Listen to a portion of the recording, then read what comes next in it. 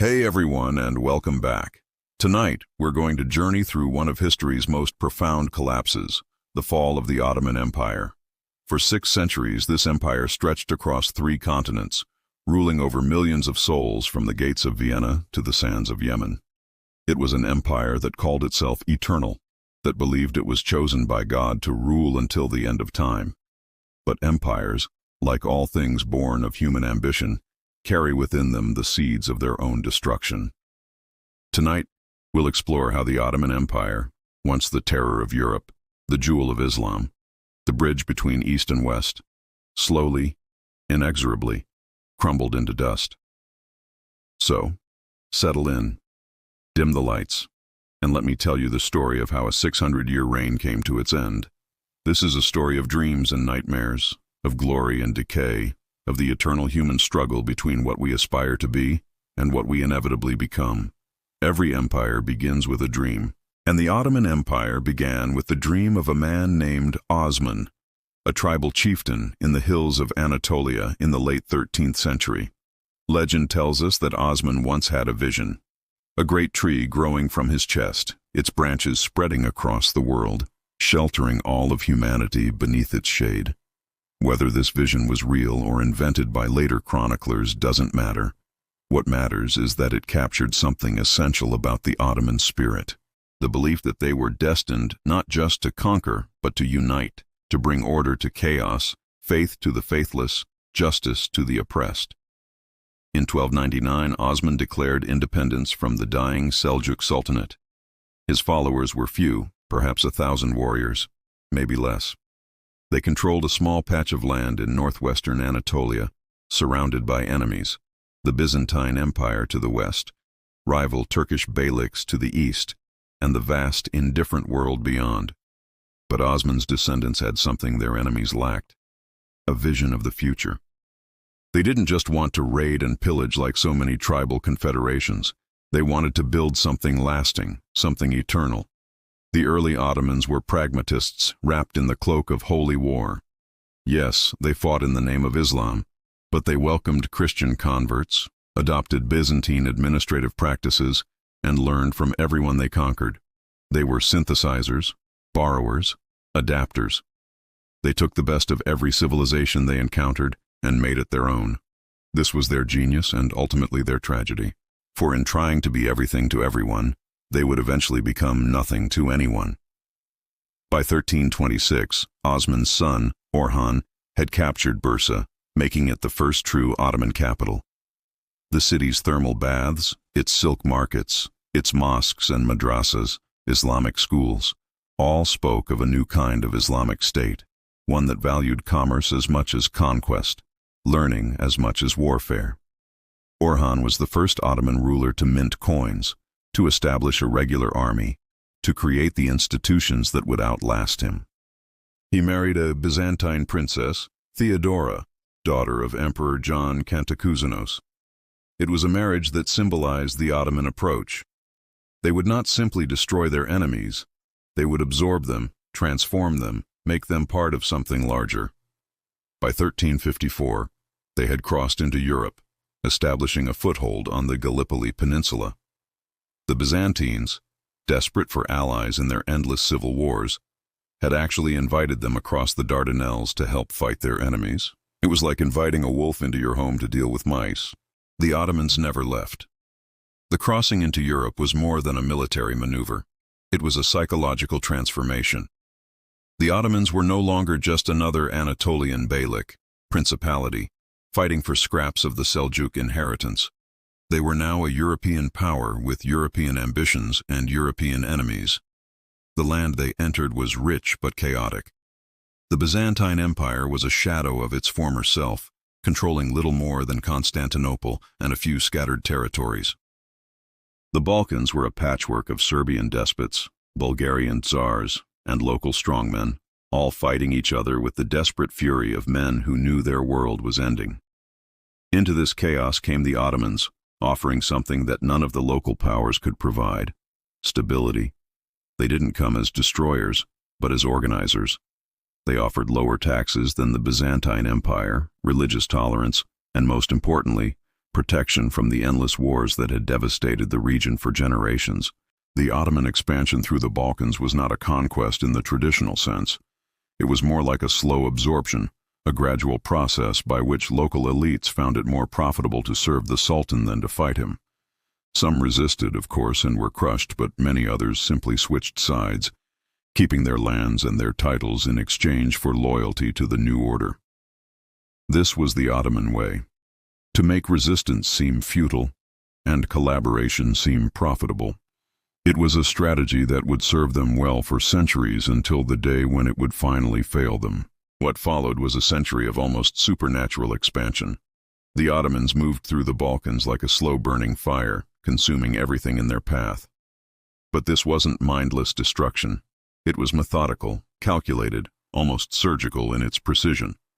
They understood something that many conquerors never grasped: that lasting power comes not from fear alone, but from offering something better than what came before. To the Christian peasants of the Balkans, groaning under the weight of feudal oppression, the Ottomans offered lower taxes, religious tolerance, and social mobility. To ambitious young men, they offered the devshirme system, a chance to be taken from their families, converted to Islam, and trained to become the empire's elite administrators and soldiers. It sounds horrific to modern ears, and in many ways it was. The devshirme was a form of human taxation, a regular levy of Christian boys who would be torn from their families and forced to serve the state that had conquered them. Imagine the scene: Ottoman officials arriving in a village, examining the boys like livestock, selecting the strongest and brightest to be taken away forever. The parents wept, the children screamed, and the officials recorded names in their ledgers with the cold efficiency of bureaucrats. It was a system that violated every natural bond between parent and child, every human instinct to protect one's own. And yet, for a bright peasant boy in 14th century Serbia or Bulgaria, the devshirme might be the only path to power, wealth, and influence. The Ottoman system was brutal, but it was also meritocratic in ways that Christian Europe was not. A shepherd's son from the mountains of Albania could rise to become Grand Vizier, the second most powerful man in the empire. A Greek fisherman's boy could command armies and govern provinces. The Janissaries, the elite slave soldiers created through this system, became the backbone of Ottoman military power. They were celibate, disciplined, fanatically loyal to the Sultan. They lived in barracks, trained constantly, and knew no loyalty except to the empire that had made them. They were in many ways the perfect soldiers, but they were also something more. They were the living embodiment of the Ottoman paradox. They were slaves who commanded free men, Christians who fought for Islam, foreigners who became more Ottoman than the Turks themselves. They represented everything that was brilliant and terrible about the Ottoman system. The Janissaries wore distinctive white felt caps, carried curved swords, and marched to the sound of military bands that struck terror into the hearts of their enemies. They were forbidden to marry, to own property, to have any loyalty except to the Sultan.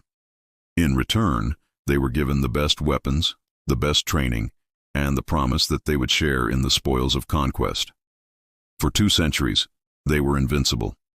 They broke the power of the Serbian nobles at Kosovo in 1389. They shattered the last crusade at Nicopolis in 1396. They turned the Byzantine Empire into a tiny rump state, isolated and helpless. But even in their moment of triumph, the seeds of future decay were being planted.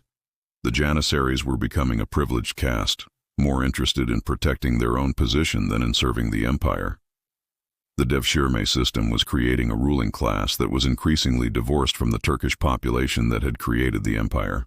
And the empire itself was growing too large, too complex, too diverse to be governed by the simple methods that had worked in the early days. Success was breeding the conditions for future failure. In 1389, at the Battle of Kosovo, the Ottomans crushed a coalition of Serbian nobles. The battle became legend: Prince Lazar choosing the heavenly kingdom over the earthly one, Miloš Obilić assassinating Sultan Murad in his tent. But legends don't change the outcome. Serbia fell, and with it the last real obstacle to Ottoman dominance in the Balkans. The Battle of Kosovo was more than a military victory. It was a psychological watershed. For the Serbs, It became the defining moment of their national consciousness, the moment when they chose martyrdom over submission. For the Ottomans, it was proof that God was on their side, that their empire was destined to rule the world. But the battle also revealed something troubling about the Ottoman system. Sultan Murad I was indeed assassinated during the battle, stabbed by a Serbian knight who had pretended to surrender. The fact that an enemy could get close enough to kill the Sultan suggested that the Ottoman court was becoming dangerously complacent, too trusting of its own invincibility. Murad's son, Bayezid I, who succeeded him, was nicknamed the Thunderbolt for the speed of his conquests. He completed the conquest of the Balkans, besieged Constantinople, and seemed poised to create a vast empire stretching from the Danube to the Euphrates. But Bayezid's ambitions brought him into conflict with another great conqueror, Tamerlane, the Mongol warlord who had carved out an empire stretching from India to the Mediterranean. In 1402, at the Battle of Ankara, Tamerlane crushed Bayezid's army and captured the Sultan himself. The defeat was catastrophic. Bayezid died in captivity, possibly by suicide. The Ottoman Empire fragmented as his sons fought each other for the throne. For a moment, it seemed like the Ottoman dream might die with its founder's great-grandson, but the empire survived as it would survive many other crises over the centuries. Bayezid's son, Mehmed I, emerged victorious from the civil war and began the process of rebuilding. The Ottomans had learned a valuable lesson. They were not invincible, and their enemies were not helpless. But they had also learned that they were resilient, adaptable, capable of recovering from even the most devastating defeats. Constantinople still stood, that ancient city of Constantine, the last flickering ember of the Roman Empire. But it was surrounded now, cut off from the world, slowly strangling in the Ottoman embrace. Its fall was no longer a question of if, but when. For over 1,000 years, Constantinople had been the greatest city in the Christian world. Its walls had turned back Arabs, Bulgars, Russians, and countless other would-be conquerors. It was the city of Hagia Sophia, of the Great Palace, of libraries that held the wisdom of ages. It was quite literally the last remnant of the Roman Empire. But by the 15th century, Constantinople was a shadow of its former self. In 1453, Sultan Mehmed II, barely 21 years old, but already consumed with dreams of glory, decided to finish what his ancestors had started. He would take the city that had defied Islam for 8 centuries. He would become Mehmed the Conqueror. Mehmed was not like his predecessors, where they had been content to squeeze Constantinople slowly, to let it wither on the vine. He was impatient for glory. He had been educated by the best scholars of his age, had read the histories of Alexander and Caesar, and dreamed of surpassing them both. He was also a student of technology, fascinated by the new science of artillery. He commissioned the largest cannons ever built, massive bronze monsters that could hurl stone balls weighing over half a ton. The sound of their firing could be heard for miles, a thunder that announced the arrival of a new age. The siege began in April 1453. Mehmed brought an army of perhaps 80,000 men supported by a fleet of over 100 ships. Against them stood perhaps 7,000 defenders led by Emperor Constantine X and a handful of foreign volunteers, including the Genoese captain Giovanni Giustiniani. The siege lasted 57 days. Every morning the great cannons would thunder, sending their massive stone balls crashing into the ancient walls. Every night, the defenders would work frantically to repair the damage, hauling stones and timber in the darkness, knowing that each dawn might bring their doom. The walls that had protected Constantinople for 1,000 years began to crumble. The great cannon, nicknamed basilica by the Turks, could punch holes 20 feet wide in the fortifications. But the defenders fought with the desperation of men who knew they were witnessing the end of the world.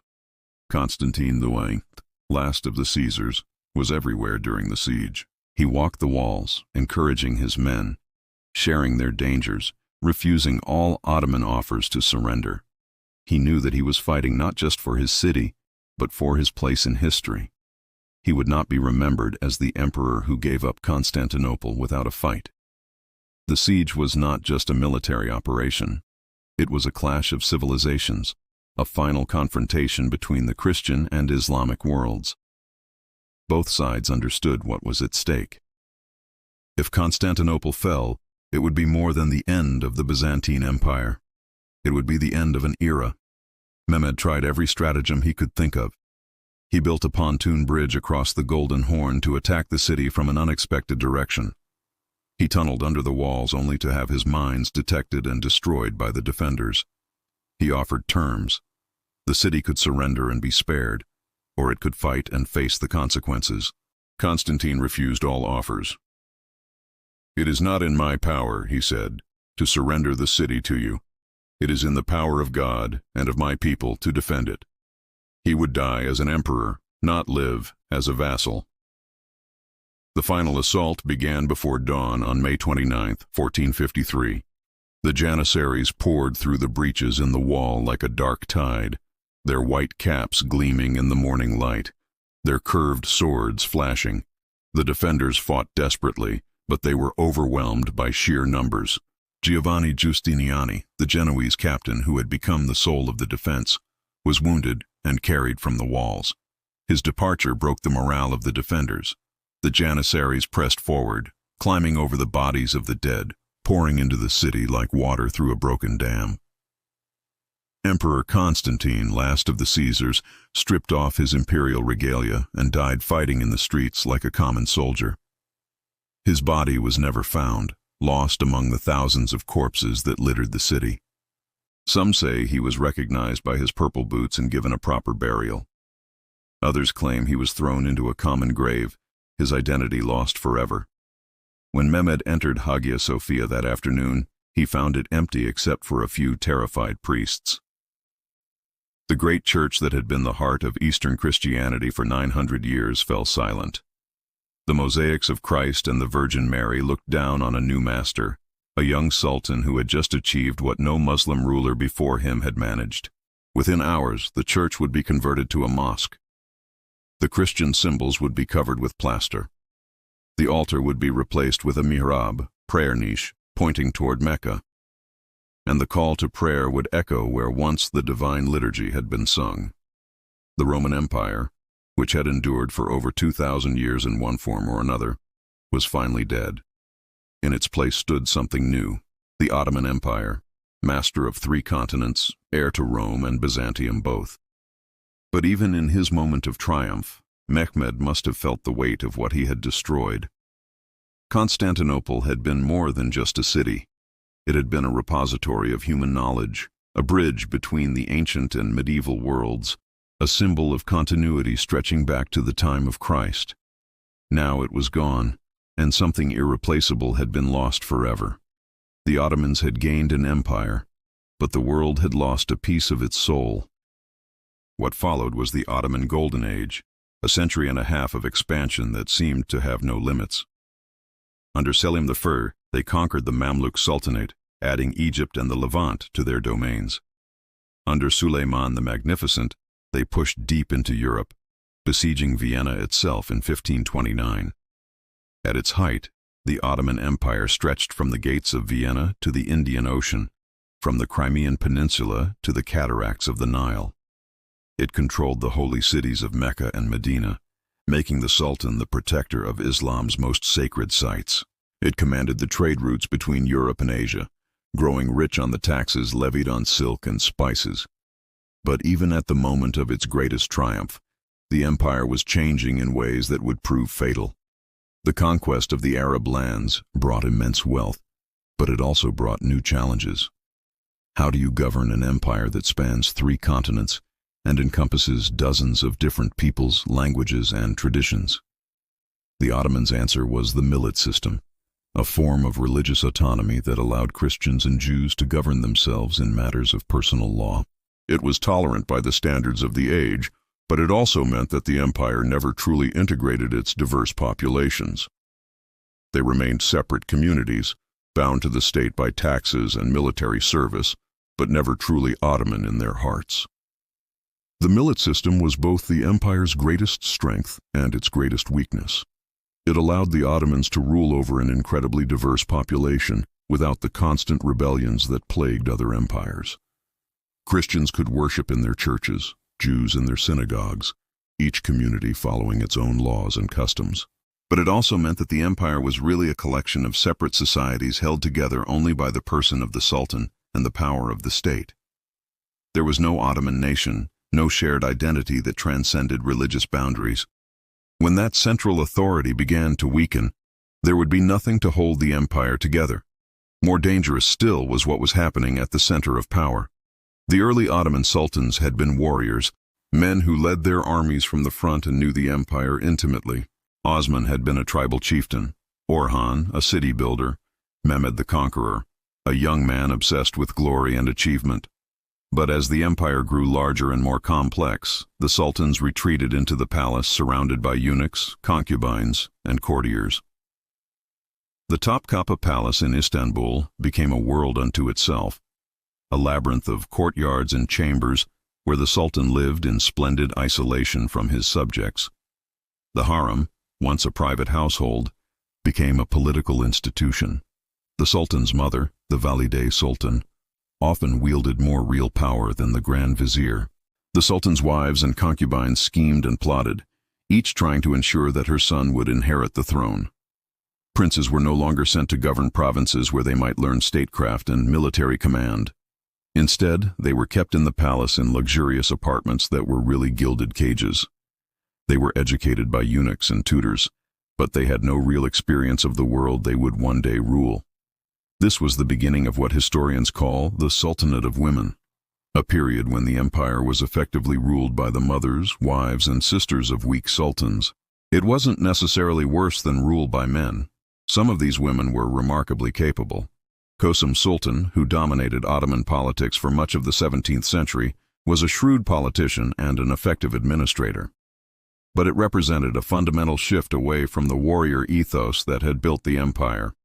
The sultans were becoming figureheads, isolated from their subjects, dependent on others for information about their own domains. The Janissaries, too, were changing. Once celibate and disciplined, they now married, had children, and passed their positions down to their sons. They became a hereditary caste, more interested in protecting their privileges than in fighting the empire's enemies. They began to interfere in politics, deposing sultans who threatened their interests. In 1526, the Janissaries revolted against Sultan Selim I's attempts to reform the military. They surrounded the palace, demanded the dismissal of the Grand Vizier, and forced the Sultan to abandon his plans. It was a sign of things to come, the empire's own elite troops becoming an obstacle to necessary change. The empire was becoming sclerotic, rigid, resistant to change, and change was coming whether they were ready for it or not. In the universities of Europe, scholars were making discoveries that would revolutionize human understanding of the natural world. In the shipyards of Portugal and Spain, navigators were finding new routes to Asia that would bypass Ottoman territory entirely. The Ottomans, secure in their power and confident in their superiority, paid little attention to these developments. They had defeated every enemy, conquered every rival, accumulated wealth beyond imagination. Why should they change a system that had brought them such success? But the world was changing around them, and empires that fail to adapt are doomed to decline. The Ottoman Golden Age was ending, though few at the time realized it. The empire had reached its zenith, and from here, there was only one direction to go. The first sign that the Ottoman tide was turning came in 1683 at the Second Siege of Vienna. For 2 months, a massive Ottoman army, perhaps 200,000 strong, surrounded the city. It seemed like 1453 all over again, like the unstoppable Ottoman war machine would finally break into the heart of Europe. The Grand Vizier Kara Mustafa Pasha had convinced Sultan Mehmed IV that Vienna was ripe for the taking. The Holy Roman Empire was distracted by wars with France. The Austrians were weak and the city's defenses were outdated.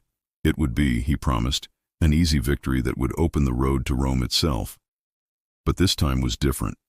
The Austrians held firm, aided by Polish cavalry under King John III Sobieski. The siege dragged on through the summer, with the Ottomans slowly digging their way toward the city walls, while the defenders grew more desperate with each passing day. Inside Vienna, the situation was becoming critical. Food was running short, disease was spreading, and the city's walls were beginning to crumble under the constant bombardment. The Austrian commander, Count Ernst Rüdiger von Starhemberg, sent increasingly frantic messages to the Holy Roman Emperor, begging for relief. But help was coming. A coalition army of Austrians, Poles, and Germans was assembling under the command of King John Sobieski of Poland. On September 12, 1683, they launched the largest cavalry charge in history. 18,000 horsemen thundering down from the hills around Vienna like an avalanche of steel and horseflesh. The Ottoman lines, weakened by months of siege warfare and overconfident in their superiority, shattered like glass. The Janissaries, who had seemed invincible for 2 centuries, broke and ran, and the Grand Vizier fled the field, leaving behind his tent, his treasure, and his reputation. The siege collapsed in a matter of hours. The Ottoman army fled in panic, abandoning their cannons, their supplies, and their dreams of European conquest.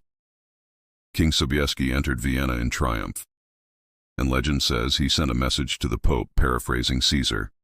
Veni, vidi, Deus vicit. I came, I saw, God conquered. It was more than a military defeat. It was a psychological turning point. For 2 centuries, the Ottomans had seemed invincible, the scourge of Christendom, the sword of Islam. Now suddenly they looked mortal. The defeat at Vienna shattered the myth of Ottoman invincibility. Across Europe, church bells rang in celebration. The Pope declared a day of thanksgiving.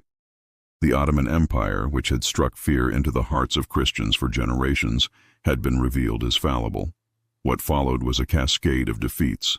The Holy League, Austria, Poland, Venice, and Russia carved away Ottoman territories in the Balkans. Prince Eugene of Savoy, the brilliant Austrian general, won victory after victory against Ottoman forces that seemed to have lost their fighting spirit. The Ottomans, who had once been the masters of siege warfare, now found themselves on the defensive. Their fortresses fell one by one. Belgrade, Buda, Novi Sad. The empire that had once expanded relentlessly was now contracting, losing territory for the first time in its history. The Treaty of Karlowitz in 1699 forced the Ottomans to cede Hungary, Transylvania, and most of their Balkan conquests. For the first time in their history, the Ottomans had to give up significant territory in a peace treaty. The empire that had never known defeat was learning the bitter taste of humiliation. But the real crisis wasn't military, it was economic and technological. While the Ottomans had been focused on conquest and administration, Western Europe had been undergoing a revolution. The scientific revolution, the age of exploration, the beginnings of the Industrial Revolution. All of these passed the Ottoman Empire by. The discovery of sea routes to Asia around the Cape of Good Hope devastated Ottoman trade revenues. Why pay Ottoman taxes on silk and spices when you could sail directly to India and China? The empire's economy, built on controlling the trade routes between Europe and Asia, began to crumble. Portuguese and Dutch ships were now carrying the goods that had once made Ottoman merchants rich. The great trading cities of the empire, Aleppo, Damascus, Cairo, began to decline as commerce shifted to the Atlantic routes. The empire's tax revenues fell, making it harder to maintain the armies and bureaucracy that held the state together. Meanwhile, European military technology was advancing rapidly. The Ottomans had once been innovators. They were among the first to use cannons effectively in siege warfare. But by the 18th century, they were falling behind. Their armies still relied on tactics and weapons that had been cutting edge 2 centuries earlier. European armies were becoming more professional, better trained, and better equipped. They had standardized weapons, uniform drill, and officers trained in military academies. The Ottoman army, by contrast, was still largely feudal, dependent on irregular troops and outdated equipment. The empire's financial system, too, was becoming obsolete. While European states were developing sophisticated banking systems and national debts, the Ottomans still relied on tax farming, selling the right to collect taxes to the highest bidder. It was a system that encouraged corruption and short-term thinking.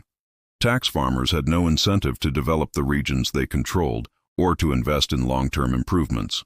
They simply squeezed as much money as possible out of the peasants during their term of office, then moved on.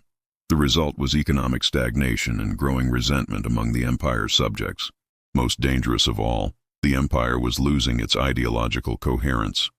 The early Ottomans had been driven by a sense of mission: to spread Islam, to bring justice to the world, to fulfill God's plan for humanity. But by the 18th century, that sense of mission was fading. The empire was becoming just another state concerned with survival rather than transformation. The sultans were no longer warrior kings leading holy wars, but palace-bound autocrats, more interested in their own comfort than in the welfare of their subjects. The Ottoman Empire was entering what historians call its long decline, a period of military defeats, economic stagnation, and political decay that would last for more than 2 centuries. The empire would survive, but it would never again be the dominant power it had once been. By the 19th century, the Ottoman Empire had acquired a new nickname in European diplomatic circles: the sick man of Europe. It was a cruel but not inaccurate description. The empire was clearly in decline, losing territory to Russia in the north, struggling with rebellions in the Balkans, and falling further behind Europe economically and technologically. The phrase was supposedly coined by Tsar Nicholas I of Russia, who told the British ambassador in 1853 that "we have on our hands a sick man, a very sick man." The Tsar was proposing that Britain and Russia divide up the Ottoman Empire between them like doctors deciding how to dispose of a terminal patient is a state. But the Ottomans were not passive victims of their decline. Throughout the 19th century, a series of reform-minded sultans and administrators attempted to modernize the empire, to adapt it to the realities of the modern world. These efforts, known collectively as the Tanzimat or reorganization, represented one of the most ambitious attempts at reform in history. The need for reform was obvious to anyone with eyes to see. The empire had suffered a series of humiliating defeats at the hands of Russia, losing the Crimea in 1783 and much of the northern Black Sea coast in subsequent wars. The Janissaries had become a reactionary force, opposing all attempts at military modernization and frequently deposing sultans who threatened their privileges. The empire's finances were in chaos. The traditional system of tax farming had broken down, leaving the central government chronically short of revenue. The military was obsolete. The bureaucracy was corrupt, and the empire's Christian subjects were increasingly restless. Sultan Mahmud II, who ruled from 1808 to 1839, was perhaps the most radical reformer. He understood that the empire could not survive without fundamental changes, and he was willing to use extreme measures to achieve them. In 1826, he took the ultimate step. He destroyed the Janissaries. The elite corps that had once been the backbone of Ottoman power had become a reactionary force opposing all attempts at military modernization. They had deposed sultans, interfered in politics, and turned their barracks into centers of sedition. Mahmud lured them into their barracks in Istanbul and had them massacred by artillery fire. It was brutal, but it cleared the way for the creation of a modern army. The event became known as the Auspicious Incident, a euphemism that barely concealed the horror of what had happened. Thousands of Janissaries died in the bombardment, their barracks reduced to rubble, their centuries-old traditions destroyed in a single morning. It was the end of an era, the final break with the military system that had built the empire. But Mahmud's reforms went far beyond military matters. He established new schools, built roads and telegraph lines, and began the process of creating a modern bureaucracy. He allowed his subjects to dress in European fashion, breaking down the rigid dress codes that had separated Muslims from Christians, officials from commoners. The Tanzimat reforms that followed were even more sweeping. They established equality before the law for all Ottoman subjects regardless of religion. They created a modern educational system, built railways and telegraph lines, and attempted to create a sense of Ottoman citizenship that transcended religious and ethnic divisions. The Hatta Sharif of Gulhane, issued in 1839, promised that all Ottoman subjects would enjoy security of life, honor, and property. It abolished tax farming, established regular salaries for government officials, and promised fair and public trials for all accused of crimes. The Hatta Humayun of 1856 went even further, promising complete equality between Muslims and non-Muslims. Christians and Jews could now serve in the army, hold government positions, and testify in court on equal terms with Muslims. It was a revolutionary change in a society that had been based on religious hierarchy for centuries. But the reforms faced enormous obstacles. Conservative religious authorities opposed changes that seemed to undermine Islamic law. The ulama, The class of Islamic scholars and judges saw the reforms as an attack on their authority and the divine order of society. Ethnic minorities, particularly in the Balkans, were more interested in independence than in Ottoman citizenship. The Greeks had already won their independence in the 1820s, and other Christian peoples were beginning to dream of following their example, and the European powers, despite their rhetoric about reform, often preferred a weak Ottoman Empire that they could manipulate. They were happy to see the Ottomans modernize their military and administration, but they had no interest in seeing the empire become strong enough to challenge their own interests in the region. The Greek War of Independence, which began in 1821, was a harbinger of things to come. The Greeks, inspired by European nationalism and supported by Britain, France, and Russia, fought for 8 years to break free from Ottoman rule. The war was brutal, marked by massacres on both sides. The Ottomans hanged the Greek Patriarch of Constantinople in retaliation for the rebellion, while Greek rebels slaughtered Turkish civilians in the Peloponnese. It was a preview of the ethnic conflicts that would tear the empire apart in the coming century. The war ended with Greek independence in 1830, but not before it had demonstrated the empire's weakness. The Ottomans had been unable to suppress the rebellion on their own and had been forced to call on their Egyptian vassal, Muhammad Ali, for help. Even then, they had only been defeated by the intervention of the European powers. More revolts followed. Serbia gained autonomy in 1817 and full independence in 1878. Romania, Bulgaria, Montenegro.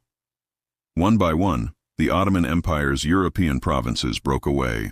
Each loss weakened the empire further, both economically and psychologically. The Crimean War of 1854 to 1856 offered a brief respite. Britain and France, worried about Russian expansion, allied with the Ottomans against their traditional enemy. The war was a disaster for all involved. Hundreds of thousands died from disease and incompetence. But it did halt Russian expansion for a generation. Yet even this victory came at a cost. The war left the Ottoman Empire deeply in debt to European banks. By 1875, the empire was spending more than half its budget on debt service. In 1876, it declared bankruptcy, and European creditors took control of Ottoman finances through the Ottoman Public Debt Administration. The empire was becoming a semicolon, formally independent but economically controlled by foreign powers. It was a humiliating position for a state that had once been the terror of Europe. The reforms of the Tanzimat period were impressive in their scope and ambition, but they came too late and faced too much opposition to save the empire. The Ottoman state was like a patient undergoing surgery while still fighting a war. The operation might be necessary, but the timing was disastrous. As the 19th century drew to a close, a new generation of Ottoman intellectuals and officers began to organize in secret.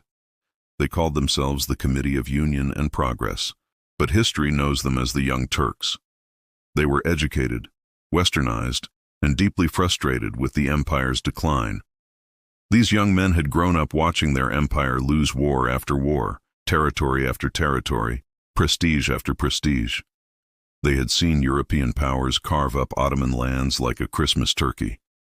While the Sultan and his ministers seemed powerless to stop them, the Young Turks believed that the empire could be saved, but only through radical transformation.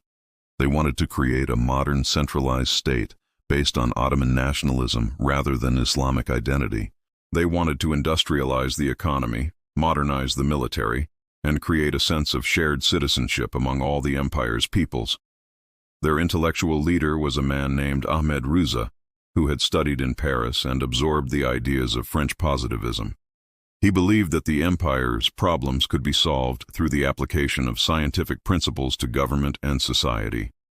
Progress, he argued, was not just possible, but inevitable, if only the empire could free itself from the dead weight of tradition and superstition. But the Young Turks were not just intellectuals. They were also conspirators. They organized in secret cells, communicated through coded messages, and planned for the day when they could seize power and implement their vision of reform.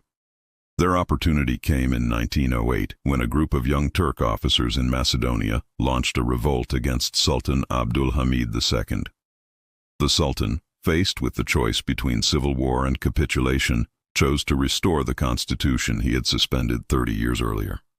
For a brief moment, it seemed like the empire might be reborn. Christians and Muslims celebrated together in the streets of Istanbul. The parliament reconvened after decades of suspension. There was talk of a new Ottoman identity that would unite all the empire's peoples: Turks, Arabs, Armenians, Greeks, Jews, under a single banner. The Young Turk Revolution was greeted with euphoria throughout the empire. In Salonika, the birthplace of the movement, crowds gathered in the streets, chanting liberty, equality, fraternity. In Istanbul, political prisoners were released from jail to cheering crowds. Even in the remote provinces, there was a sense that a new era was beginning. But the euphoria was short-lived. The Young Turk Revolution unleashed forces that proved impossible to control. Bulgaria declared full independence, taking advantage of the chaos to break free from even nominal Ottoman suzerainty. Austria-Hungary annexed Bosnia and Herzegovina, territories it had been occupying since 1878. Crete announced its union with Greece despite Ottoman protests. The empire's enemies, sensing weakness, moved quickly to grab what they could. In a matter of months, the Ottomans lost more territory than they had in the previous century. The revolution that was supposed to save the empire seemed to be accelerating its collapse. Worse still, the Young Turks' vision of Ottoman nationalism proved to be a fantasy. The empire's Christian minorities had no interest in becoming Ottoman patriots. They had their own national movements, their own dreams of independence. The Greeks wanted to unite with Greece, the Bulgarians with Bulgaria, the Serbs with Serbia. And the empire's Muslim populations, Arabs, Kurds, Albanians, were developing their own nationalist movements. The Arabs, who made up perhaps 40% of the empire's population, were beginning to dream of an independent Arab state. The Kurds scattered across the empire's eastern provinces were developing their own sense of national identity. The Young Turks responded to these challenges with increasing authoritarianism. They centralized power in Istanbul, suppressed minority languages, and tried to impose Turkish culture on the empire's diverse populations. The very reforms meant to save the empire were tearing it apart. The policy of Turkification was particularly disastrous. The Young Turks believed that the empire could only survive if all its peoples became Turkish in language and culture. They closed minority schools, banned minority newspapers, and forced government employees to speak Turkish. But this policy only alienated the empire's non-Turkish populations further. The Arabs, who had been relatively loyal to the Ottoman state, began to organize their own nationalist movements. The Armenians, who had hoped that the Young Turk Revolution would bring them equality and security, found themselves increasingly persecuted. The Balkan Wars of 1912 and 1913 were the final blow to Ottoman Europe. A coalition of Balkan states, Bulgaria, Serbia, Greece, and Montenegro, attacked the empire and drove it almost entirely out of Europe. The First Balkan War began in October 1912 when Montenegro declared war on the Ottoman Empire. Within days, Bulgaria, Serbia, and Greece had joined the attack. The Ottoman forces, demoralized and poorly led, collapsed almost immediately. In just 2 months, the Balkan allies had conquered almost all of the empire's remaining European territories. Adrianople, the ancient capital of the Ottoman Empire, fell to the Bulgarians. Salonika, the birthplace of the Young Turk movement, was occupied by the Greeks. The empire that had once besieged Vienna was now reduced to a small foothold around Istanbul. The Second Balkan War, fought in 1913, saw the Balkan allies turn on each other over the division of the spoils. The Ottomans managed to recapture Adrianople, but it was a small consolation for the loss of most of their European empire. In just 2 years, the Ottomans lost 80% of their European territory and 70% of their European population. The psychological impact was devastating. For 6 centuries, the Ottomans had been a European power. Now they were an Asian state with European pretensions.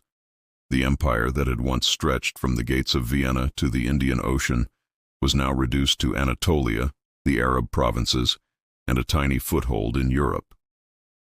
The Young Turks, who had promised to save the empire, had presided over its greatest territorial losses since the empire's founding.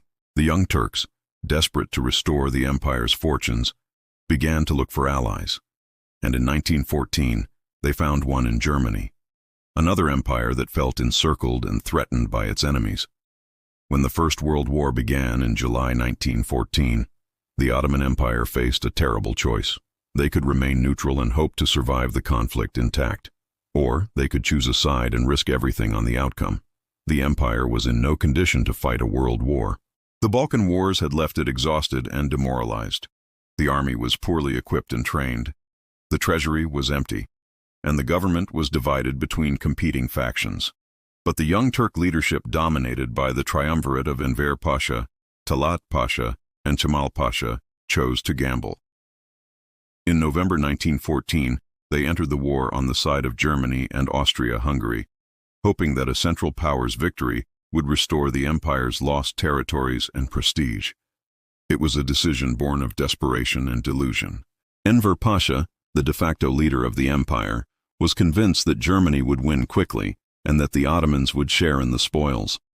He dreamed of a new Ottoman Empire stretching from the Balkans to Central Asia, uniting all the Turk peoples under Ottoman rule.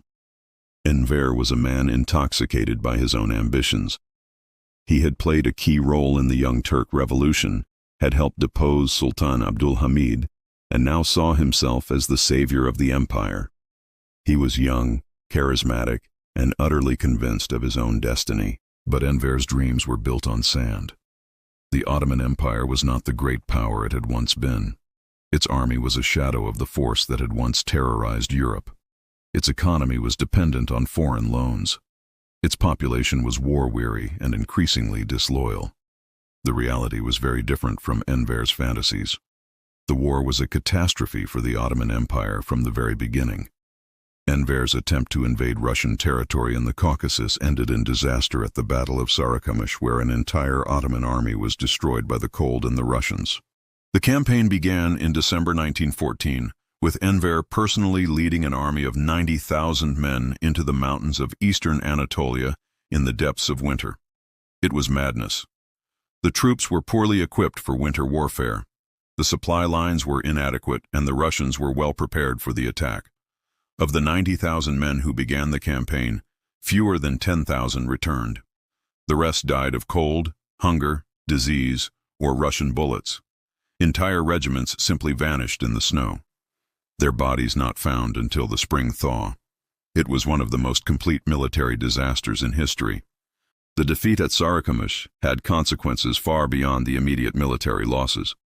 It convinced the Young Turk leadership that the empire's Armenian population was collaborating with the Russians, setting the stage for the genocide that would follow. The British and French, meanwhile, launched their own offensive against the empire. The Gallipoli campaign of 1915 was meant to knock the Ottomans out of the war quickly by capturing Istanbul and opening a supply route to Russia. The campaign began with a naval attack on the Dardanelles in March 1915. British and French warships attempted to force their way through the straits, but they were repelled by Ottoman mines and shore batteries. Several ships were sunk, and the naval attack was abandoned. The Allies then decided on a land invasion. On April 25, 1915, British, French, Australian, and New Zealand forces landed on the Gallipoli Peninsula. They expected to sweep aside the Ottoman defenders and march on Istanbul within days. But the Ottomans, led by a young colonel named Mustafa Kemal, fought with desperate courage. The invaders were pinned down on the beaches, unable to advance more than a few miles inland. What was supposed to be a quick victory turned into a bloody stalemate. The Gallipoli campaign lasted 8 months and cost both sides enormous casualties. The Ottomans lost over 200,000 men defending the peninsula, but they held their ground. The Allies, after suffering similar losses, finally evacuated in January 1916. The victory at Gallipoli was one of the few bright spots in the Ottoman war effort. It made Mustafa Kemal a national hero and proved that the empire could still fight when its back was against the wall. But it was a defensive victory, and the empire needed offensive successes to have any hope of winning the war. Even more devastating than the military defeats was the Arab Revolt, which began in 1916. The Sharif of Mecca, Hussein ibn Ali, proclaimed Arab independence and launched a guerrilla war against Ottoman rule. The revolt was encouraged and supported by the British, who saw it as a way to weaken the Ottoman Empire from within. British agents, including the famous T.E. Lawrence of Arabia, provided the Arab rebels with weapons, money, and military advice. The Arab revolt was a devastating blow to Ottoman morale. The Arabs had been among the most loyal subjects of the empire, and their rebellion seemed to prove that the Ottoman ideal of unity and diversity was dead. If the Arabs, who shared the same religion as the Turks, could rebel, what hope was there of keeping the empire together? The revolt also had serious strategic consequences. It tied down thousands of Ottoman troops who were desperately needed on other fronts. It severed the empire's connection to its Arabian provinces, cutting off important sources of revenue and manpower. But the greatest tragedy of the war was the Armenian genocide. Convinced that the empire's Armenian population was collaborating with the Russians, the young Turk government ordered the deportation of Armenians from eastern Anatolia in April 1915. What followed was systematic mass murder. Over 1 million Armenians died in what was one of the first genocides of the 20th century. Men were shot, women and children were marched into the desert to die of thirst and starvation, and entire communities were wiped out. The genocide was not just a moral catastrophe. It was also a strategic disaster. The Armenians had been among the empire's most educated and economically productive citizens. They had been merchants, craftsmen, professionals, the backbone of the empire's middle class. Their destruction weakened the empire at the very moment when it needed all its strength. The genocide also damaged the empire's reputation internationally. Reports of the massacres reached the outside world, turning public opinion against the Ottomans and making it harder for Germany to justify its alliance with them. By 1918, the Ottoman Empire was collapsing on all fronts. In Palestine, British forces under General Edmund Allenby had captured Jerusalem and were advancing toward Damascus. In Mesopotamia, British and Indian troops had occupied Baghdad and were pushing north toward Mosul. In the Caucasus, the Russians had been replaced by the British, who were supporting Armenian and Georgian independence movements. The empire's economy had collapsed. Inflation was rampant, food was scarce, and the government was printing money to pay its bills. The population was starving, disease was spreading, and desertion from the army was becoming epidemic. In October 1918, the empire signed an armistice with the Allies, effectively ending its participation in the war. The terms were harsh. The Allies would occupy the Straits. The army would be demobilized, and the empire would surrender its remaining territories in the Arab world. The 600-year-old empire had gambled everything on one final throw of the dice, and it had lost everything. The end of the First World War brought not peace but partition. The victorious Allies, Britain, France, Italy, and Greece, descended on the Ottoman Empire like vultures on a carcass, each determined to claim their share of the spoils. The armistice signed at Mudros in October 1918 was just the beginning. The real dismemberment of the empire would come with the peace treaty, and the Allies were in no mood to be generous to a defeated enemy that had cost them so much blood and treasure. The Treaty of Sèvres, signed in August 1920, was meant to be the Ottoman Empire's death warrant. It reduced the empire to a small rump state in central Anatolia, surrounded by hostile neighbors, and dependent on Allied goodwill for its very survival. Under the terms of the treaty, the Straits would be internationalized and placed under Allied control. Armenia would become an independent state in eastern Anatolia. Kurdistan would receive autonomy with the possibility of full independence if the League of Nations approved. The Arab provinces would be divided between Britain and France as League of Nations mandates. Most humiliatingly of all, Greece was awarded large portions of western Anatolia, including the great city of Izmir. Greek armies had landed in May 1919 and begun to advance inland, dreaming of recreating the Byzantine Empire and fulfilling the great idea of uniting all Greeks under one flag. The Greek occupation was particularly galling to the Turks. The Greeks were not just foreign invaders. They were former subjects of the empire, Christians who had lived under Ottoman rule for centuries. Their occupation of Turkish soil seemed to symbolize the complete reversal of fortune that had befallen the empire. The treaty also imposed severe restrictions on the Turkish military. The army was limited to 50,000 men, the navy to a few small vessels, and the air force was banned entirely. Turkey would be defenseless, dependent on the Allies for protection against its enemies. Financially, the treaty was equally devastating. Turkey would be required to pay massive reparations to the Allies, and its finances would be controlled by an international commission. The Ottoman Public Debt Administration, which had already taken control of much of the empire's revenue, would be expanded and given even greater powers. It seemed like the end of the story. The Ottoman Empire, which had once ruled 3 continents, was being carved up by its enemies like a defeated animal. The Sultan Mehmed VI was a powerless figurehead dependent on Allied protection for his very survival. But the Allies had made a crucial miscalculation. They had assumed that the Turkish people, exhausted by years of war and defeat, would accept partition passively. They had forgotten that the Turks, whatever their other faults, had never been a people to submit quietly to foreign domination. In the ruins of the empire, a new leader was emerging, Mustafa Kemal, the hero of Gallipoli. Unlike the discredited young Turk leadership, Kemal had a clear vision of the future. He would create a new Turkish state from the ashes of the Ottoman Empire, a state that would be modern, secular, and nationalist. Kemal understood something that the Allies did not, that the age of empires was ending. The future belonged to nation-states, not to multi-ethnic empires. By embracing Turkish nationalism and abandoning the Ottoman dream of universal empire, he could mobilize energies that the old regime could never have tapped.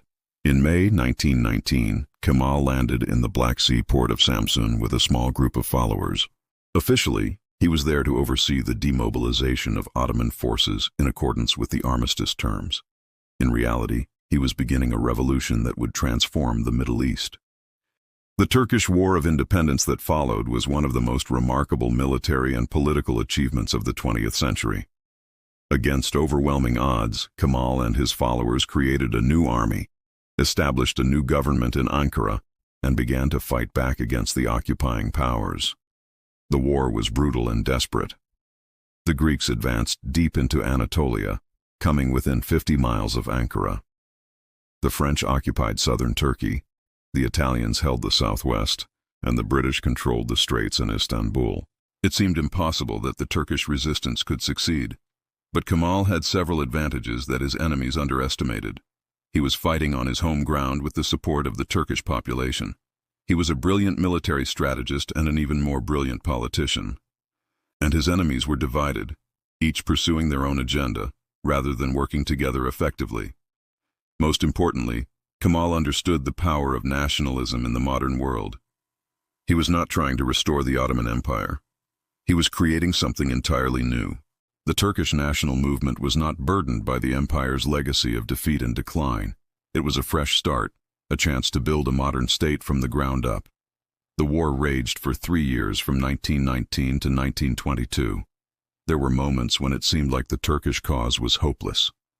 When the Greek armies were at the gates of Ankara and the government was preparing to flee to the interior. But Kemal never lost faith in ultimate victory. He understood that this was not just a war for territory. It was a war for the soul of the Turkish people. Either they would win their independence and create a modern nation-state, or they would disappear from history as a free people. The turning point came in August 1922 at the Battle of Dumlupinar.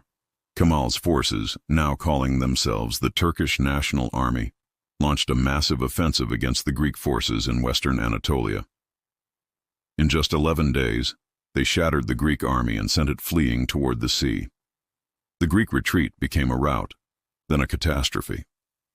Entire Greek divisions disintegrated under the Turkish assault. Officers abandoned their men, soldiers threw away their weapons, and the dream of a greater Greece died in the dust of Anatolia. The civilian Greek population of western Anatolia, terrified of Turkish reprisals, fled alongside the army. Hundreds of thousands of people, men, women, and children who had lived in Anatolia for generations, abandoned their homes and possessions and headed for the coast, hoping to find ships to carry them to safety. The Great Fire of Izmir in September 1922 marked the end of the Greek presence in Asia Minor after nearly 3,000 years. The city burned for days, destroying the Greek and Armenian quarters and erasing centuries of multicultural history. Whether the fire was set deliberately or started accidentally remains a matter of controversy. The Turks blamed retreating Greek soldiers. The Greeks blamed Turkish irregulars, and neutral observers were divided. But the result was the same. The cosmopolitan city that had been a symbol of Ottoman diversity was reduced to ashes. By the end of 1922, the Turkish forces had driven all foreign armies from Anatolia. The Treaty of Sèvres was dead, replaced by the Treaty of Lausanne in 1923, which recognized the independence and territorial integrity of the new Turkish state. The Treaty of Lausanne was a remarkable diplomatic achievement for the Turks. They had managed to overturn a dictated peace through military force and replace it with a negotiated settlement that recognized their basic demands. Under the new treaty, Turkey would be a sovereign state with secure borders. The straits would remain under Turkish control, though they would be demilitarized and open to international shipping. The capitulations, the system of extraterritorial rights that had given foreign powers special privileges in the Ottoman Empire, were abolished. Most importantly, the treaty included a massive population exchange between Turkey and Greece. Over 1 million Greeks would be expelled from Turkey, while nearly 400,000 Turks would be forced to leave Greece. It was ethnic cleansing on a massive scale, but it was presented as a humanitarian measure to prevent future conflicts. But Kemal's revolution went far beyond military victory and diplomatic success. In November 1922, he abolished the Sultanate, ending 6 centuries of Ottoman rule. The last Sultan, Mehmed VI, fled Istanbul aboard a British warship, carrying with him the remnants of a dynasty that had once ruled half the known world. The abolition of the Sultanate was more than a political change. It was a symbolic break with the past. The Ottoman Empire had been built around the person of the Sultan, who was both the political ruler and the religious leader of the Muslim community. By abolishing the Sultanate, Kemal was declaring that the new Turkey would be based on different principles entirely. In October 1923, Kemal proclaimed the Republic of Turkey with himself as its first president. The transformation was complete. The Ottoman Empire was dead, and in its place stood something entirely new, a modern, secular, nationalist state. Kemal, who would later take the surname Ataturk, father of the Turks, set about remaking Turkish society from top to bottom. He abolished the caliphate in 1924, cutting the last link to the empire's Islamic identity. He replaced Islamic law with European legal codes, gave women the vote, and encouraged them to participate in public life. He replaced the Arabic script with the Latin alphabet, cutting the new generation off from their Ottoman past. He moved the capital from Istanbul to Ankara, from the cosmopolitan imperial city to a small town in the Anatolian heartland. He banned the fez and encouraged Western dress, even personally demonstrating how to wear a hat. Most symbolically of all, he changed the call to prayer from Arabic to Turkish, making Islam itself serve the cause of Turkish nationalism. It was a radical transformation that would have been unthinkable under the Ottoman system. The transformation was remarkable, but it came at a cost. The new Turkey was ethnically homogeneous in a way that the Ottoman Empire had never been. The Greek population was gone, expelled in the population exchange. The Armenians were gone, victims of genocide and deportation. The Kurds were denied recognition as a separate people and forced to assimilate into Turkish culture. The Ottoman dream of unity and diversity was replaced by the modern nightmare of ethnic nationalism. It was a pattern that would be repeated across the former Ottoman territories from the Balkans to the Middle East. But for the Turks themselves, the transformation was liberating. They had escaped the burden of empire, the responsibility for governing diverse populations with conflicting interests. They could focus on building a modern nation-state, on creating prosperity and security for their own people. The Turkish Republic that emerged from the ashes of the Ottoman Empire was not perfect, but it was viable. It survived the challenges of the interwar period, remained neutral during most of World War II, and eventually became a member of NATO and a candidate for membership in the European Union. Mustafa Kemal Ataturk had achieved something that few leaders in history have managed. He had created a new nation from the ruins of an old empire. The Ottoman Empire was dead, but the Turkish Republic lived on, a testament to the power of nationalism and the possibility of renewal. Even in the darkest of times, the collapse of the Ottoman Empire didn't end with the proclamation of the Turkish Republic. Its effects rippled outward like waves from a stone thrown into still water, shaping the modern Middle East and Balkans in ways that are still felt today. The Arab provinces of the empire were divided between Britain and France as League of Nations mandates, a polite fiction that disguised old-fashioned colonialism. The British took Iraq, Palestine, and Transjordan, while the French took Syria and Lebanon. These artificial borders drawn by European diplomats with little understanding of local conditions would become sources of conflict for generations. The mandate system was supposed to be temporary, a way of preparing the Arab peoples for eventual independence. But in practice, it was a way for the European powers to control the Middle East's oil resources and strategic positions, without the expense and responsibility of formal colonization. In Palestine, the British had made contradictory promises to both Arabs and Jews during the war. The Balfour Declaration of 1917 had promised a national home for the Jewish people in Palestine, while at the same time, the British had promised Arab independence in exchange for their support against the Ottomans. The result was a century of conflict that continues to this day. The British found themselves caught between competing nationalisms, unable to satisfy either side. Jewish immigration increased throughout the 1920s and 30s, leading to growing tensions with the Arab population. The British tried to limit immigration, which angered the Jews, and then allowed it to continue, which angered the Arabs. The partition of Palestine in 1947 and the creation of Israel in 1948 were the direct result of the Ottoman Empire's collapse and the British mandate that followed. The conflict between Israelis and Palestinians is in many ways a continuation of the struggle over the Ottoman inheritance. In Iraq, the British cobbled together 3 Ottoman provinces, Baghdad, Basra, and Mosul, into a single state that has struggled with internal divisions ever since.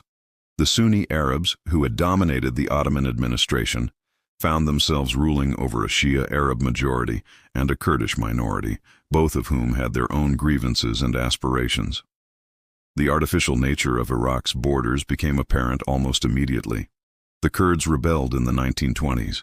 The Shia rose up repeatedly, and the country has never achieved the stability and unity that its creators envisioned.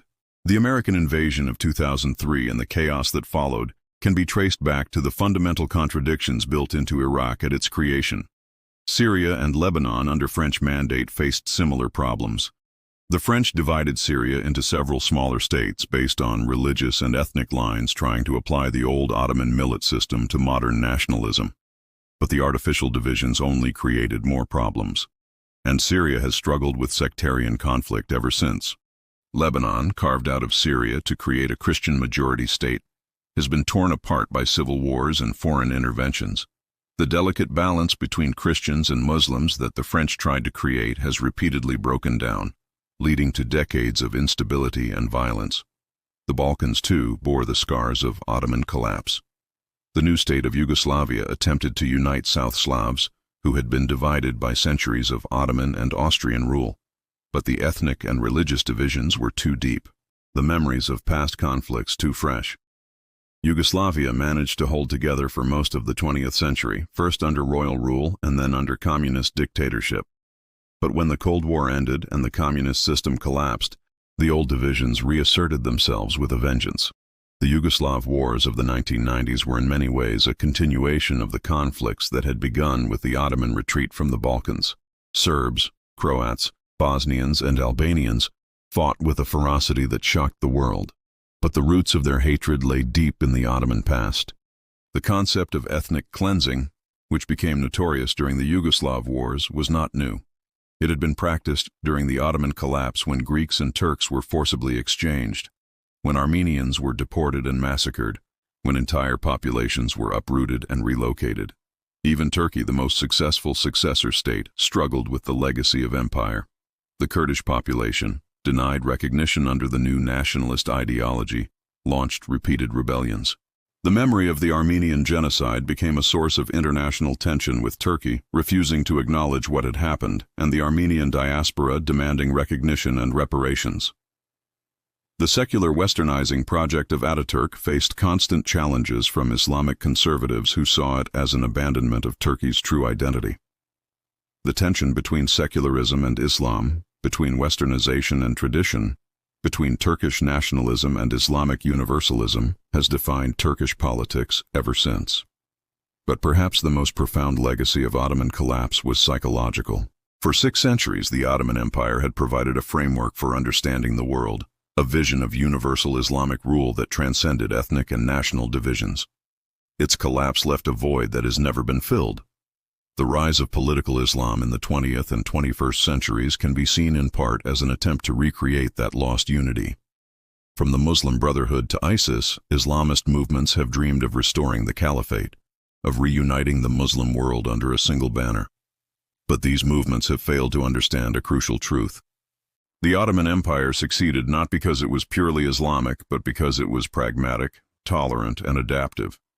It incorporated the best of many civilizations, Byzantine, Persian, Arab, European, and created something new. The modern Middle East, divided into competing nation-states, has never achieved the stability and prosperity that the Ottoman Empire provided at its best. The empire's collapse unleashed forces, nationalism, sectarianism, great power competition that continue to tear the region apart. The Arab Spring of 2011, which began with such hope and ended in such disappointment, can be seen as the latest chapter in the story of Ottoman collapse. The artificial states created from the empire's ruins have struggled to create legitimate governments, prosperous economies, and stable societies. Syria has been torn apart by civil war. Iraq has been devastated by sectarian conflict. Libya has collapsed into chaos. And Yemen has been destroyed by proxy wars. The dream of Arab unity that inspired the revolts against Ottoman rule has given way to the nightmare of Arab division. The Ottoman Empire was far from perfect. It was an autocracy that denied political rights to its subjects, a religious state that discriminated against minorities, an imperial system that exploited its provinces for the benefit of the center.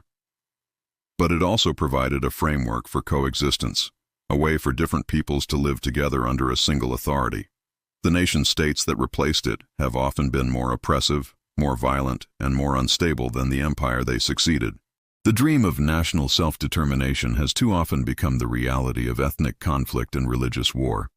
As we reach the end of our journey through the rise and fall of the Ottoman Empire, it's worth asking, what can we learn from this 600-year story?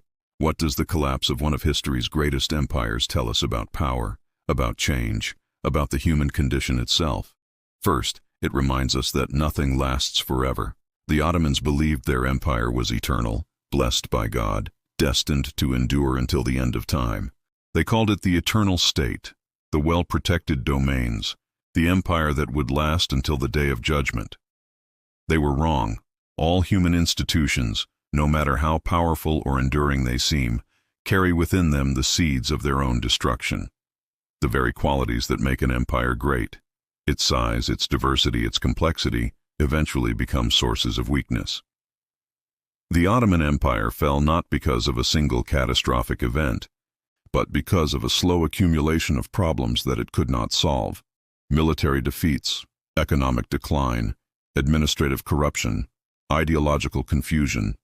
Each problem made the others worse, creating a downward spiral that proved impossible to reverse. This is the fate of all empires, from Rome to Britain to the Soviet Union.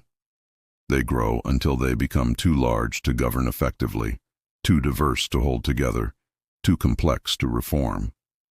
Success breeds the conditions for future failure.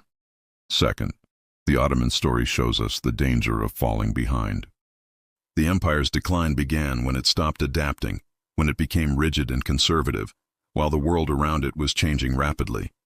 The scientific revolution, the age of exploration, the industrial revolution. All of these passed the Ottomans by, leaving them increasingly obsolete. The empire that had once been at the forefront of military technology, that had pioneered the use of gunpowder in warfare, that had built the most advanced administrative system of its age, gradually fell behind its competitors. By the 19th century, Ottoman armies were using tactics and weapons that were centuries out of date. But the empire's reformers faced an impossible dilemma. Every attempt at modernization threatened the traditional sources of Ottoman legitimacy. How do you reform an Islamic empire using European models? How do you create Ottoman nationalism in a multi-ethnic empire? How do you modernize without losing your identity? The Young Turks tried to solve this dilemma through radical transformation, but their efforts only accelerated the empire's collapse. Sometimes, perhaps, institutions become so rigid that they cannot bend without breaking. The choice becomes not between reform and stagnation, but between transformation and destruction. Third, the Ottoman collapse reminds us of the power of ideas. The empire fell not just to superior military force or economic pressure, but to new ways of thinking about politics and identity. Nationalism, in particular, proved to be a solvent that dissolved the bonds holding the multi-ethnic empire together. The Ottomans had created a system based on religious rather than ethnic identity. Muslims, Christians, and Jews were separate communities, but they were all Ottoman subjects. This system worked for centuries, creating a remarkably stable and tolerant society by the standards of its age. But it could not survive the rise of ethnic nationalism. The idea that each people should have its own state, that political boundaries should correspond to ethnic boundaries, was revolutionary in its implications. It meant that multi-ethnic empires like the Ottoman Empire were not just obsolete, they were illegitimate. The tragedy is that the Ottoman vision of unity and diversity was in many ways more humane than the nationalist alternative. The empire at its best was tolerant, cosmopolitan, and inclusive. Its collapse led to ethnic cleansing, genocide, and the creation of ethnically homogeneous nation-states that were often less tolerant than the empire they replaced. Fourth, the Ottoman story reminds us that history is not inevitable. The empire's collapse was not predetermined. At many points, different choices might have led to different outcomes. If the empire had modernized earlier, if it had stayed out of the First World War, if its leaders had been more flexible and pragmatic, who knows what might have happened? The decision to enter World War I on the side of Germany was perhaps the most fateful choice in Ottoman history. It was a gamble that the empire could not afford to lose, and when it did lose, the consequences were catastrophic. But it was a choice, not an inevitability. Similarly, the Armenian genocide was not an inevitable result of ethnic tensions or wartime pressures. It was a deliberate policy choice made by specific individuals at a specific moment in time.